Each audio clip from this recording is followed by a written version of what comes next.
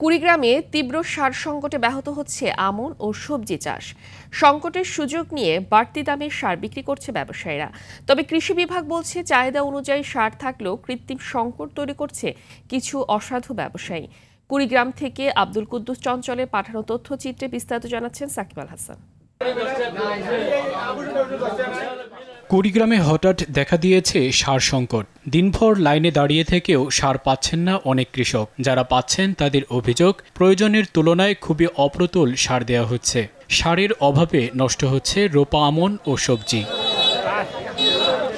জেলার নাগেশ্বরী, ভুরুঙ্গামারী ও ফুলবাড়ী উপজেলায় সরকার নির্ধারিত ২৭ টাকার ইউরিয়া সার বিক্রি হচ্ছে ৩০ টাকায়, ২০ টাকার এমওপি সার বিক্রি হচ্ছে ২৫ টাকায়, ২৭ টাকার টিএসপি বিক্রি হচ্ছে ৩৭ টাকা এবং ২১ টাকার ডিএপি সার বিক্রি হচ্ছে ২৬ টাকায়।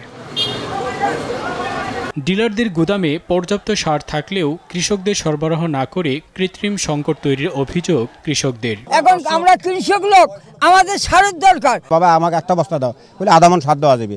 পরে রাত্রেবেলা তাও সার দেয়নি। আমার না কমপক্ষে তিন বস্তা সার লাগে। সকালে না খাই আসছি আমি সারের জন্য, সকাল থেকে বসে আছি। এই ধাক্কা দেখিতে আমি সারই পাইনি, যাইতেই পারিনি ওখানে। একের প্রতি সার রাখবো ৬ বস্তা।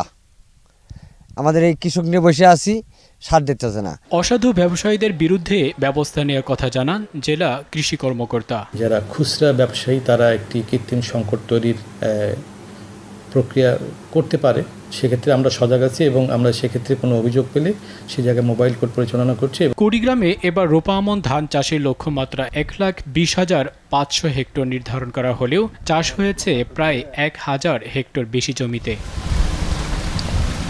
সাকিব আল হাসান, RTV।